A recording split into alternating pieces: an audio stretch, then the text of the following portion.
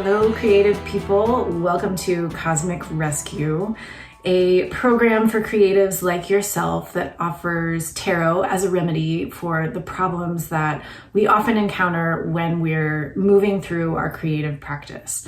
Cosmic Rescue is also a way to bring you a series of rich and interesting conversations with other creative people who are struggling just as you are, especially during pandemic times when our community feels far away and we're having new and interesting creative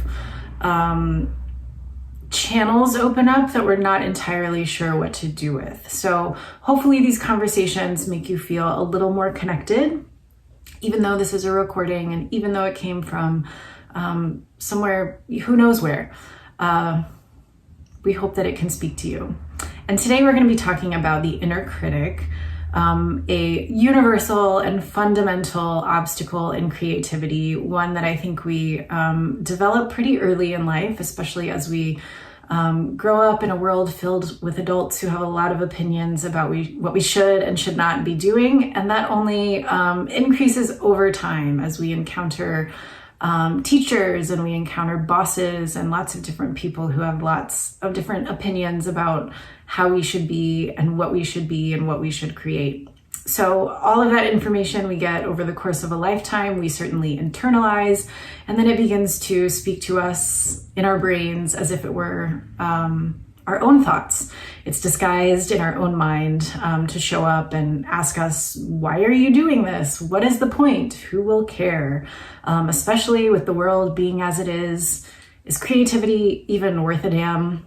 That's what the inner critic can sound like, though each of us has an inner critic with its own unique voice and its own particular set of statements and questions that unfortunately show up to disrupt our creative work.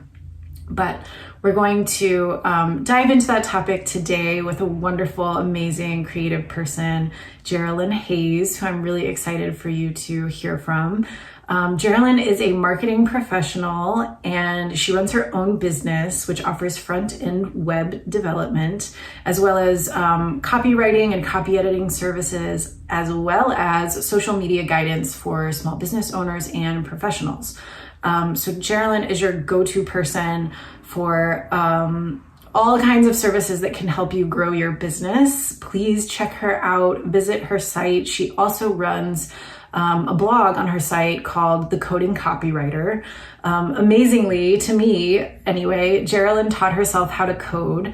That was a choice she made. That's sort of like me deciding to sign up for a rigorous calculus course because my inner critic would definitely talk me out of learning how to code. But Gerilyn has done this, and now she's sharing all of her wisdom with others through her blog so that she can help those small business owners, all the people that she likes to serve, support their own business with their coding knowledge. So definitely check her out. She is also the vocalist for a punk rock band called Bondbreakr. Every new thing I learn about her just reinforces the fact that she is super fucking cool. So we're really excited to have her on this show, and let's dive in.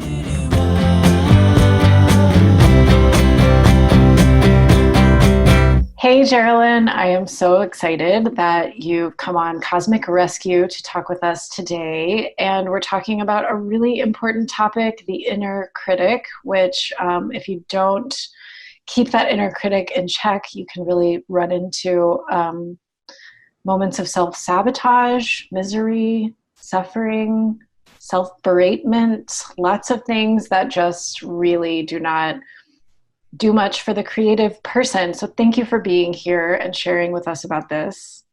Thank you for having me. I'm really excited. I want to start out with your journey over the last couple of years, because I think it kind of illustrates what our external environment and our professional circumstances and the different ways that we're like directing our energy away from creative pursuits or towards them, how that can really impact the inner critic that we live with sometimes more often than we want. Can you talk a little bit about that?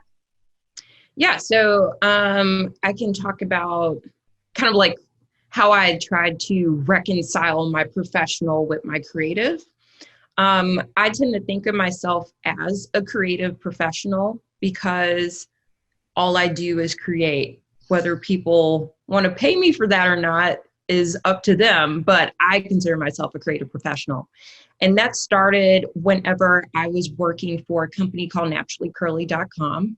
And it still exists. It is awesome. And, all of that content that I wrote for them was centered on helping women with curly, wavy, and super coily hair like I have, like Afro texture hair, teach them how to take care of it, the best products for it, and also really embracing curls and empowering people to really live in that hair.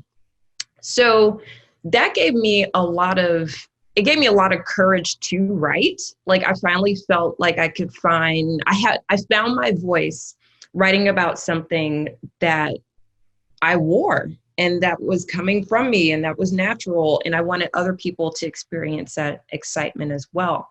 So I wrote for them, I think close to 4 years. And during that time, I ended up being a part of a couple of bands. And the one that I, really found my true vocal style in is the one that I'm still in, called Bondbreakr.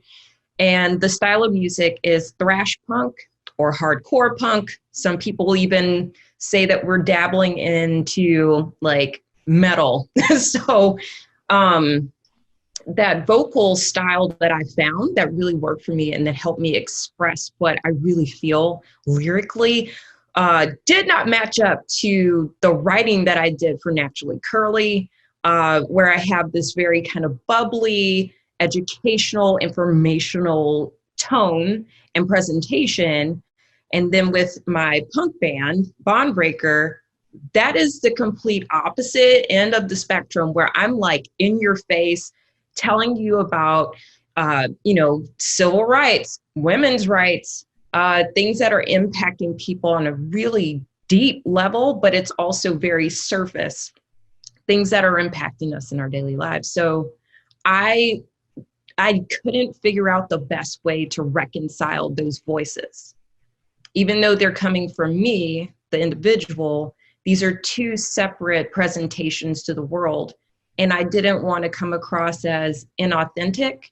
I wanted people to understand, like, just like you, I am nuanced. And so in my professional life, yes, I do have to kind of wear this blazer.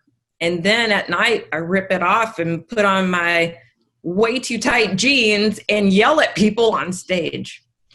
So I did fast forward a little bit and decided that Naturally Curly was something that, yes, absolutely love, but I wanted to find something where I could truly marry the idea of creative expression with my professional life. So I taught myself how to code.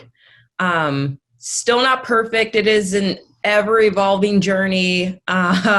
Coding and programming is something that I feel like you have to go into ready to learn every single day. The learning, the education never, ever stops. And I love that aspect. So I embraced it. I taught myself how to code, how to create websites, and I decided to marry that skill with my writing, with my copywriting, my marketing, my social media management, and I created the Coding Copywriter so that I would be able to truly live in that creative professional space, truly feel comfortable calling myself that because that is my truth, and not feeling like I had to separate this other creative aspect of my personality, which is being a lead vocalist or front woman. I'm able to marry those two ideals. I'm able to marry these parts of myself that have been divorced for so long. Like, they've come together and they've made me very, very happy. And my, physical presentation as Gerilyn I feel better knowing that my truth for my profession is to be a creative, if that makes sense. Totally. And I think, when you're working for a company and they have expectations or they have content needs, right? Then you channel your creativity toward their needs. And that's creative energy that you store and replenish and produce or download, I don't know. And if you direct it outward for someone else's needs, it's kind of harder to keep some for yourself. But I think, some people are able to compartmentalize themselves more effectively than others of us, and that need to like be this person during these hours and then wanting to come back to yourself outside of those hours really creates a division that I think is like hard for your creative psyche, depending on who you are. Can you talk about the inner critic that showed up or that still shows up after you made the switch where you are feeling more authenticity and feeling a little more freedom to just bring all of Gerilyn to, or whatever parts of Gerilyn that Gerilyn chooses to the day or the work. But what's coming in that kind of still holds you back? Sure. So the inner critic in me, I feel like is not original. She shows up and she tells me that, my opinion doesn't matter. The thoughts that I have, they don't matter. Nobody wants to hear, what's in your soul. Nobody cares about that. They've got their own lives. They're busy. They don't have time for you. Nobody cares. And that is that's the loudest voice. That's what stops me from doing a lot of the cool creative blogging that I have been wanting to do.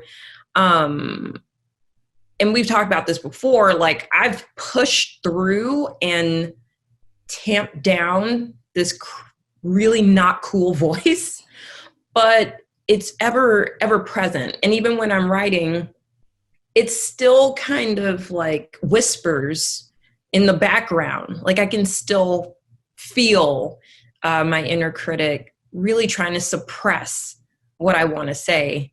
And just having that internal battle it's just frustrating. I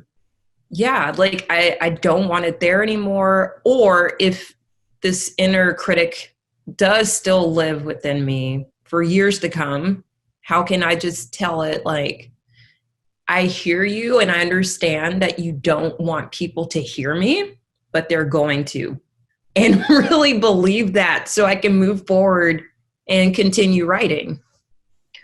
Where do you think the inner critic comes from? We don't have it when we're children. We just play and have fun and express ourselves until ... Where do you think it comes from? I think it comes from just general rejections all throughout life, a book report in middle school, you didn't really capture, the gist of what this author was trying to say, and therefore you couldn't possibly write this essay effectively, or maybe too, not necessarily understanding how the literary world works or how journalism works or any of that stuff. Just kind of having that desire to write, but not necessarily being trained in it or have a degree in it, which I know for many successful writers and successful authors, a lot of them don't have degrees in, literature or English or whatever language, whatever their native tongue is. But still, I think that's where it's coming from. Just not feeling grounded by literally a piece of paper saying that you have permission to move forward in your creative pursuit of writing. That is part of it. And I think it probably stems from childhood, where I was just developing and trying to figure out who I was, middle school, high school, all the way up through college. Yeah. And I think whether when we're working for a corporation or just another business, or when we're in school and we get a lot of instruction about what we're supposed to be creating, then the perfectionist in us can like try to achieve that assignment and check the boxes and feel competent. But when we are set free and we can write or create whatever we want, there's all this, that burden of guiding yourself, when before you've had to kind of follow, is the freedom is almost like scary in a sense. Yeah, I agree. But also I want to say, like, how fucking cool is it that you taught yourself to code? Like, I'm pretty sure I'm never going to do that. And I didn't even, like, it seems like you really took it up kind of quickly and really invested yourself. I think I chose tarot instead of coding. I'm like, I'm going to learn all about tarot, but that's amazing. And speaking of tarot, I know that you, I'm curious, or I'd love for you to share a little bit about how tarot and maybe other spiritual elements or practices factor into your creative work as a vocalist and a musician, and also as a writer and as a creative professional. For sure. So with tarot, it wasn't the lead source of my spirituality. When I was growing up, my mom, who is just phenomenal, told me that I didn't necessarily have to subscribe to any sort of religion. She just kind of gave me permission to just figure it out on my own. So as a young adult, I decided that I didn't want to necessarily subscribe to anything, but I did feel that there was something speaking to me that was much larger than myself. Didn't know what to call it, still don't. But I was trying to figure out ways to communicate with this thing that has been inside me for so long, which I just called the universe. And I wanted to really understand why I'm drawn to punk rock. Why am I drawn to things that might seem esoteric? And I did a little bit of research. I found, Louise Hay. I found Scott Cunningham. I found all these different types of people. And I was like, well, why don't I take some of these elements and include them into my spirituality? As I started doing more research and started getting more practical about it for me, I found tarot. And I was like, let's see what this is, And I started doing a lot of research. I, of course, went to Llewellyn.com, where they have like their free tarot readings. And I was like, let's just see what happens. Past, future, present. Let's do the hexapith spread. Let's have fun. And when I would ask questions, things that were on my mind, things that were kind of bothering me, and I would just kind of virtually pick these cards, a lot of the things that resulted, even though sure, it could be argued that it's all algorithms, but a lot of the things that came up for me really applied to my life in those moments. And I started to treat the tarot with more respect. And I got more curious about what would physical cards feel like? Would there be a difference? So I kind of went into it in experiment mode. I had my hypothesis, but I was like, let's actually try this out. I got my first deck of cards, I think in 2008 or 2009. I still have the deck. It is amazing. I started to, try to work with these cards and figure out how to best get the information that I needed.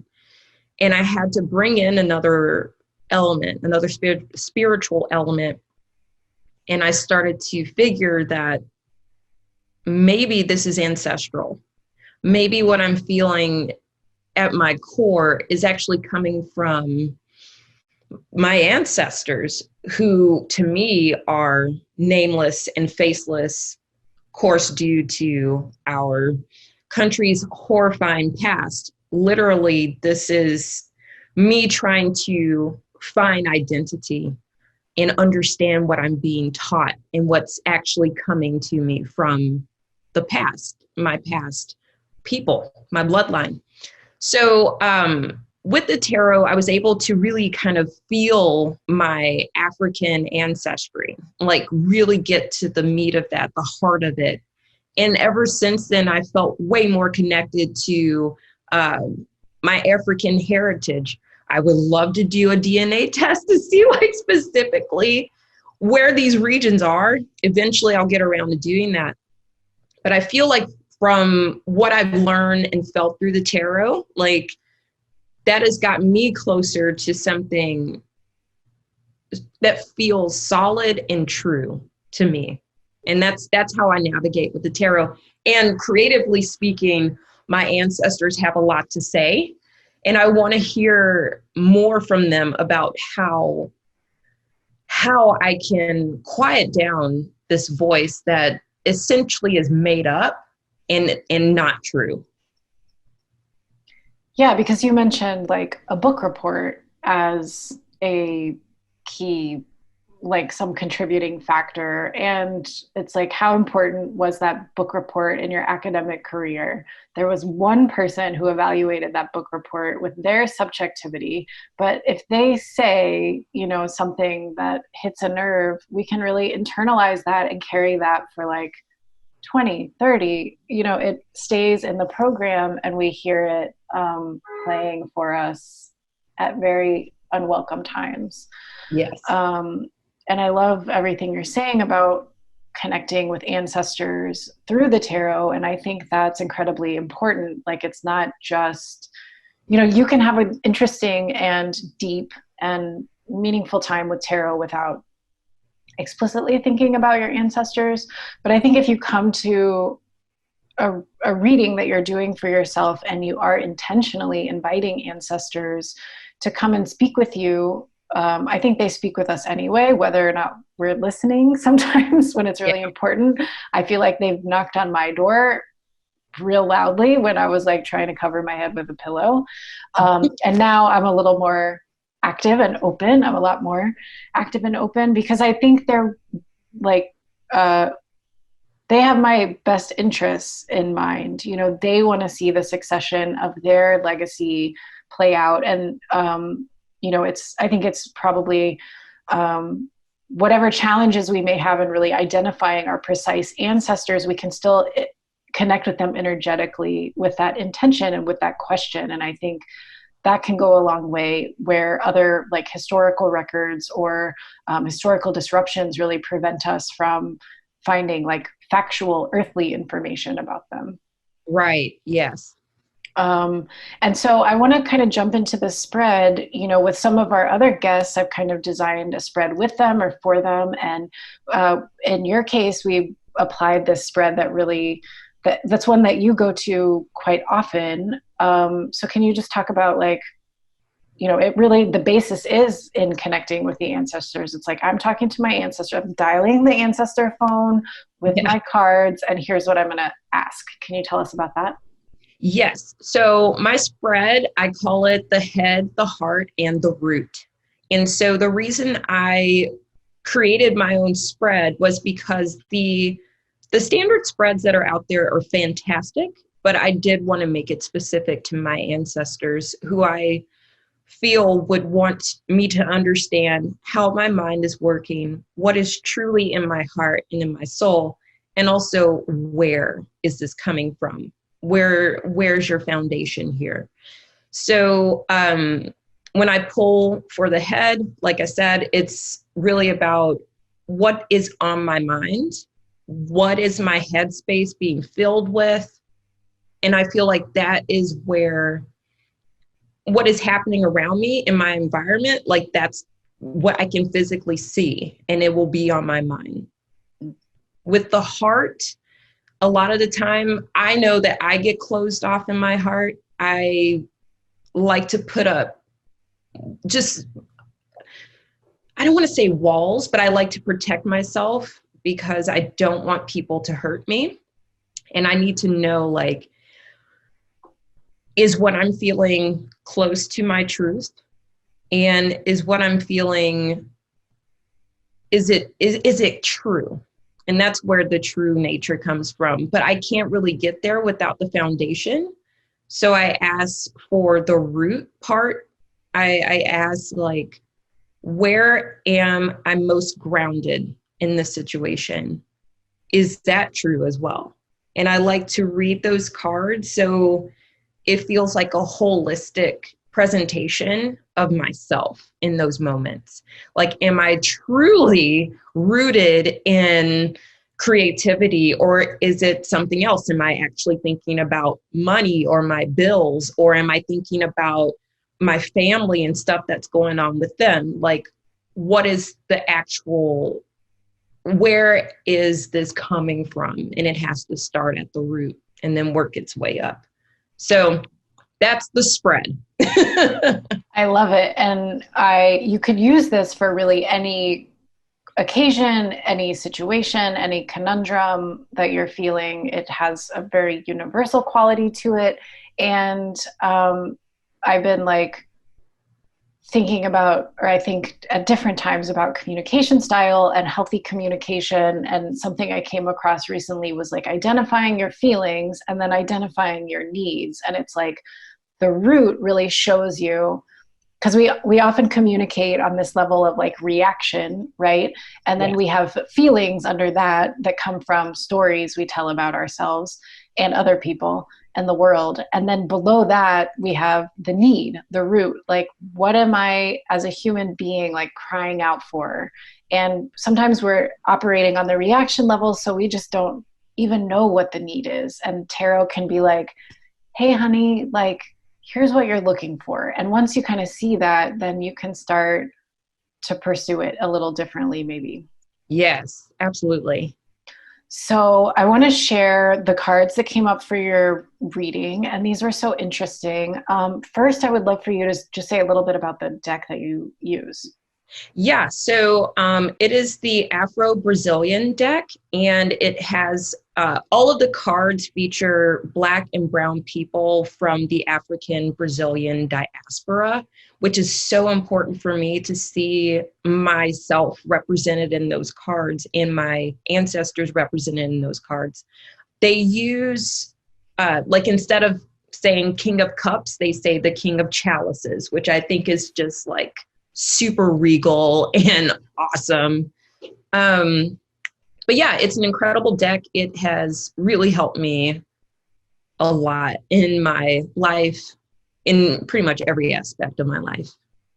It's amazing how a little stack of cards can really do so much for us. Yeah, I feel like in the whole deck knows me, because I actually have them right next to me on my bedside table. So they sleep next to me every night. They know me. They know my dreams. Like, yeah. So I know that, like, whenever it's time for me to physically pick them up and touch them and they need to speak with me, they know my most true self.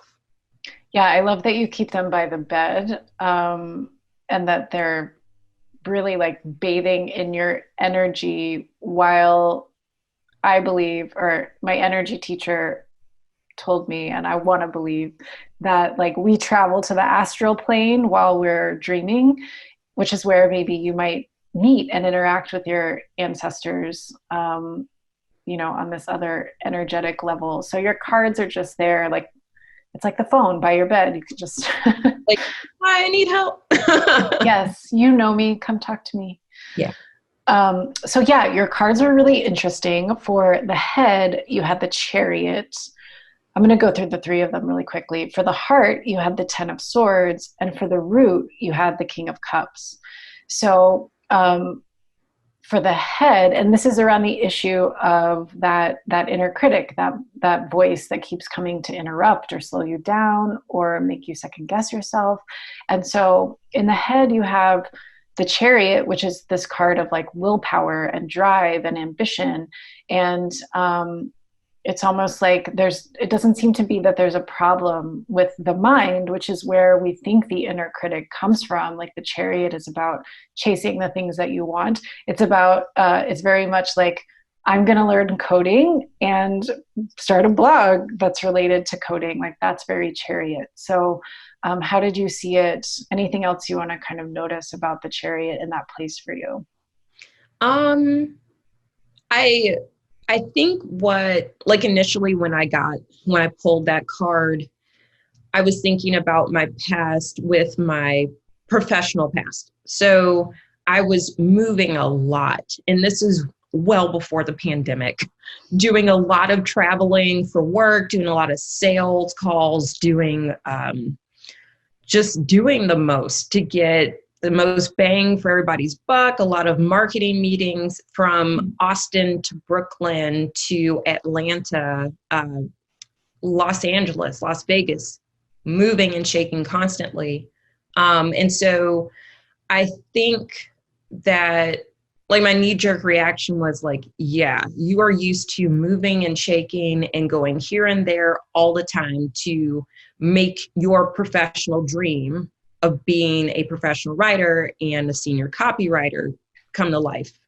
So that's what I was thinking about. I was thinking about, working for Naturally Curly, and that time was super, super fun. I really enjoyed the traveling. I enjoyed building my career that way. So I think in that moment, it was probably still on my mind. That's what the card meant to me in that moment. Yeah. And I think it also, because you got that Taurus earth sign, you got that Aries cusp fire energy in your chart. And like, how to get things done, how to achieve your goals, how to move gradually and persistently towards something, which is what the Chariot reminds me of. So it's like, if you need to overcome the inner critic, you can, like you can slowly like flatten them with your Chariot through repeated practice. I love that. Critic. And then we got to the heart, which I think is such an interesting response. You have the 10 of Swords, which is a card that is associated actually with the mind. The swords are the mental space. When you turn the mental space all the way up to 10, like maximum volume, it's just so crippling. Like that is really, if you let your inner critic do all the talking and you never shut them up and you just listen to what they say, you really end up in a 10 of Swords place where you're paralyzed. You don't want to move or create or even like go walk around the block practically. And so this was in the heart, which really kind of showed that there's a little bit of pain there, or some anxiety that's coming not from the mind, but from the emotional space. What did that mean for you? It felt like, I just felt like I was suppressed, and it showed up in that card. I felt like, yes, on the outside, of course, I look like I have been doing an excellent job, which I have been, as a copywriter. But to me, I needed validation. And so moving into this freelance space and not necessarily having a mentor or somebody there to say, yeah, like you're doing it, you're killing it. I felt like an imposter. I felt like I don't have the credentials for this. Am I actually a writer? There's no way that I'm actually a writer. And that voice and that feeling, I mean, it overtook everything. And I think it showed up in the card, which was, I'm not going to say it was surprising, but for me, it was actually embarrassing. Because I didn't want to feel like that. And I didn't want to acknowledge that feeling, but it's there and it showed up. And when you're confronted with it, you have to sort of be like, why am I doing this to myself? Right? Like this looks miserable. You just look at the 10 of Swords and it's really a difficult card. And when you see the tarot saying like, you are producing this for yourself, it's kind of that embarrassment is not fun, but at least maybe it like helps us overcome, because we're like, okay, I don't want to do this anymore. I really don't. And it also, there was one other kind of thing I was thinking that's like fleeing my mind right now. But here it is, that when you are channeling a lot of your creative energy into, the work for Naturally Curly, for example, that here's an assignment, or like, here's what we need to be marketing, or whatever the case may be. And then you create the content, you write it, you create sales, you forge marketing connections, all that stuff. Those are all measurable things. You like complete the assignment, you get like an A from your boss, or like, great job, here's the outcomes that are showing up, wonderful. And so there's this like expectation, completion, performance, evaluation thing that happens in professional life that I guess we want when we're being creative, but if we don't get it, we just feel sort of like at sea. It's like we're creating in a vacuum for what you don't know. Right. And then for the root, you have the King of Cups. So the ancestors give you a really delicious, juicy, beautiful reminder of what's at the core of this. And what did the King of Cups mean for you? Oh my gosh. Like, it totally represents my fiance. Totally. Like, he's my rock. He is my center. I love him so much. And I think that seeing that card just reminded me of why I decided to pivot when I did, when I was like, I love Naturally Curly. I love Essence. I think it's amazing, but it's time for me to really hang up that traveling aspect. One second.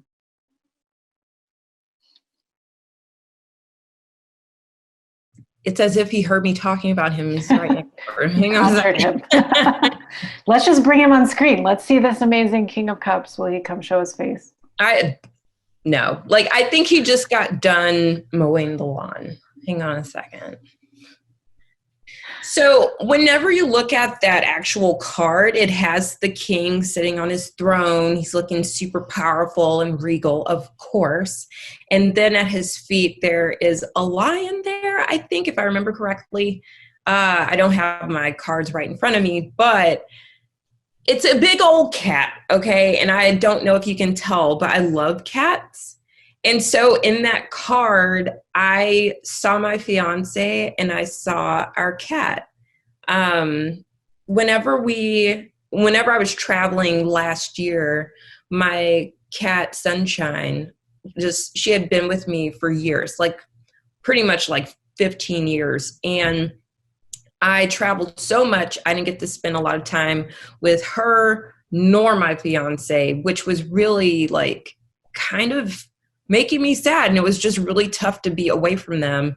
So when I got that card, it reminded me of why I decided that, for as much as I love Naturally Curly and Essence and traveling and doing all these really cool things for them, I really needed to be with my family.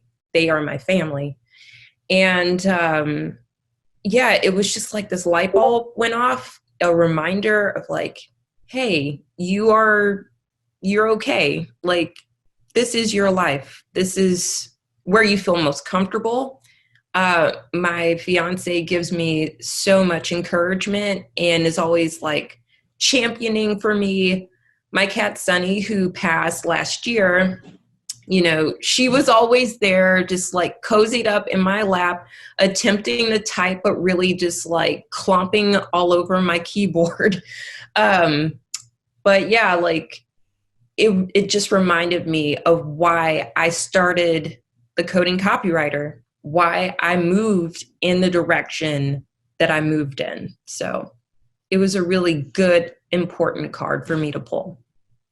Yeah, he's the King of Cups is such a like powerful but gentle energy, all of this emotional strength, which is associated with the cups or the chalices, the watery element. And it's whereas like in the Ten of Swords, you see all this like hopelessness and powerlessness. The King of Cups is very much more soothed and more in self-possession and able to connect with creativity, connect with feeling. And it really is lovely to see the king there in that position for you. And I think not just as a reminder of your fiance, but also the great strength and creative well that you can tap into, like why you do, going to do things because you love them and not because letting the love lead, basically, like building your life around the love rather than what you feel like you have to do and perform, whether it's the fiance and being in a punk band, which you are in together, right? Yes. Mm-hmm. Being able to be around your cat, being able to write about stuff that comes organically from you and not according to like the marketing agenda of a company that isn't even a human, you know? Yeah. Right. Yes. So, for this week, we are offering this spread for all of the creatives out there watching. And you can focus on your inner critic if that's something that's really showing up for you right now, or you can apply this spread to some other aspect of your work that's kind of keeping you up at night. And once again, you know, try to, as you get out your deck, as you sit down with your cards, as you create space for yourself, try to consciously connect with your ancestors, like call out to them in your mind, call out to them with your voice, gather photos of some of them around you. Gerilyn, is there anything that you specifically say or do or think about your ancestors as you do this spread? Yeah, so I feel inherently that when I'm about to ask something, that they're already there. And of course, I already have things in my mind that have been on my mind for however long, right? And so the only thing that I ask every single time is, will you please tell me what it is that I need to know? And then I pull my cards. I would love to be more specific, but I feel like that's not necessarily fair to the ancestors who aren't going to tell me like specifically what to do. So I just would like to know from them, how do you, how would you like to deliver your message to me? I'm here because I'm receptive and I'm able now, I'm in a space now to receive what you need to tell me, instead of being very pointed about what I want to hear from them. Because if I want to hear something, I'll probably interpret it as, oh, you're doing great, Gerilyn, way to go. And I don't think that I need that. I don't think that's productive. And I don't want to bait my ancestors. So you don't want to make them angry. You don't want to, you want to be genuine. You want to be honest. You want to be open. I think you make a good point about not trying to like set the agenda too much, but saying, and I like that you keep your cards by your bed.